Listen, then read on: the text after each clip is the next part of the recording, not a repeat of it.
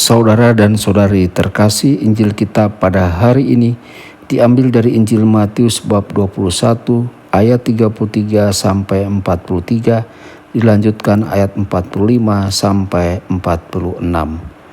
Sekali peristiwa Yesus berkata kepada imam-imam kepala serta tua-tua bangsa Yahudi, "Dengarkanlah perumpamaan ini. Seorang tuan tanah membuka kebun anggur dan menanam pagar sekelilingnya. Ia menggali lubang tempat memeras anggur dan mendirikan menara jaga di dalam kebun itu.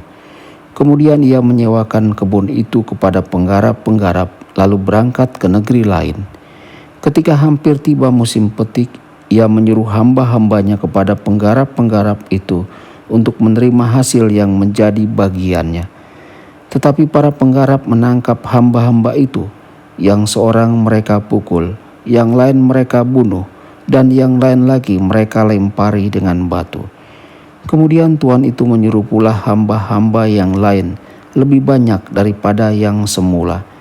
Tetapi mereka pun diperlakukan sama seperti kawan-kawan mereka. Akhirnya tuan itu menyuruh anaknya kepada mereka, pikirnya, 'Anakku pasti mereka segani.' Tetapi ketika para penggarap melihat anak itu, mereka berkata seorang kepada yang lain, 'Ia adalah ahli waris, mari kita bunuh dia, supaya warisannya menjadi milik kita.' Maka mereka menangkap dia dan melemparkannya keluar kebun anggur itu lalu membunuhnya. Maka apabila tuan kebun anggur itu datang, apakah yang akan dilakukannya dengan penggarap-penggarap itu?" Kata imam-imam kepala dan tua-tua itu kepada Yesus, "Ia akan membinasakan orang-orang jahat itu, dan kebun anggurnya akan disewakannya kepada penggarap-penggarap lain yang akan menyerahkan hasil kepadanya pada waktunya." Kata Yesus kepada mereka, "Belum pernahkah kamu baca dalam kitab suci, batu yang dibuang oleh tukang-tukang bangunan telah menjadi batu penjuru? Hal itu terjadi dari pihak Tuhan, suatu perbuatan ajaib di mata kita. Sebab itu aku berkata kepadamu, kerajaan Allah akan diambil daripadamu dan akan diberikan kepada suatu bangsa yang akan menghasilkan buah kerajaan itu." Mendengar perumpamaan Yesus itu, imam-imam kepala dan orang-orang Farisi mengerti bahwa merekalah yang dimaksudkannya. Maka mereka berusaha menangkap dia.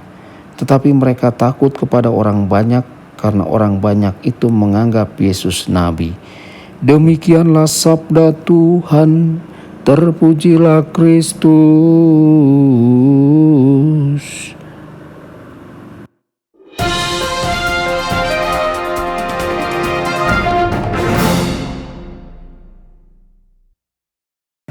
Saudara dan saudari terkasih dimanapun Anda berada, jumpa lagi dengan saya Romo Tedens dalam saluran Warta Kabar Sukacita.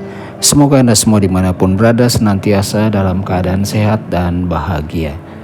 Hari ini Yesus mengisahkan perumpamaan lain kepada kita. Perumpamaan hari ini adalah tentang pemilik tanah dan kebun anggurnya.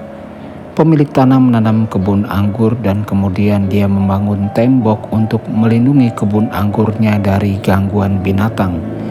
Dia juga menggali tempat pemerasan anggur dan membangun sebuah menara.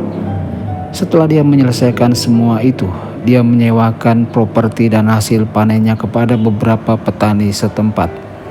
Mereka bertanggung jawab untuk merawat kebun anggur dan rumahnya. Kemudian pemiliknya pergi selama beberapa bulan.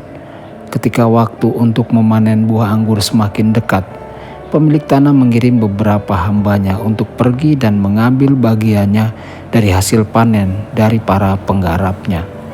Namun ketika hambanya tiba, para penggarap memukuli hambanya, membunuh yang lain dan kemudian melempari hambanya dengan batu.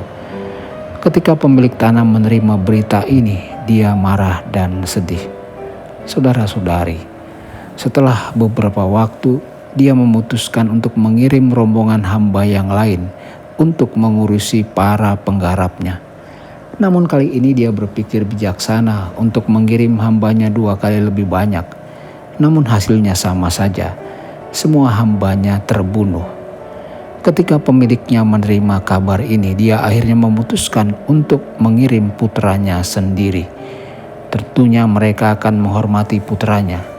Namun ketika para penggarap melihat putra pemilik tanah datang, mereka justru menggunakan kesempatan besar untuk membunuh anak pemilik kebun anggur itu. Jika mereka membunuh anak pemilik kebun anggur itu, maka mereka bisa merebut warisannya. Dan itulah yang mereka lakukan. Saudara-saudari, saat Yesus mengisahkan perumpamaan ini kepada para pendengarnya, Yesus tahu bahwa skenario ini mengisahkan tentang dirinya sendiri. Yesus menyadari bahwa orang-orang Farisi sedang berkomplot melawan dirinya dan mereka berencana untuk membunuhnya. Perumpamaan ini adalah gambaran dari apa yang akan datang, apa yang akan terjadi di masa datang. Apakah orang-orang Farisi terkejut dengan pertanyaan Yesus? Saudara-saudari, jika kita berada di posisi Yesus, akankah kita memiliki keberanian dan kepercayaan untuk melanjutkan perjalanannya? Injil kali ini memperjelas bahwa Yesus tahu dirinya akan dibunuh, namun Yesus tetap setia pada panggilannya. Dia terus berkhotbah dan mengajar. Saudara-saudari, hari ini semoga kita mendapat kekuatan dari Yesus untuk setia pada panggilan kita, apapun tantangannya.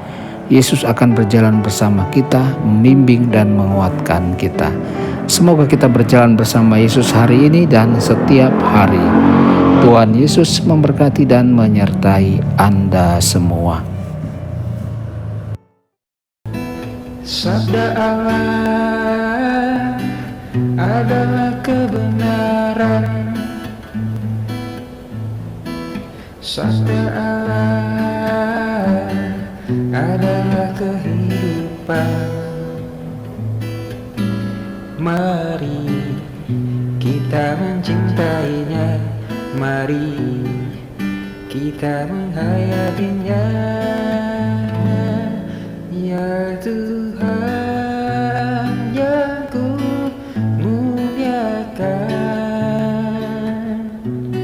sabdamu angkat resahku.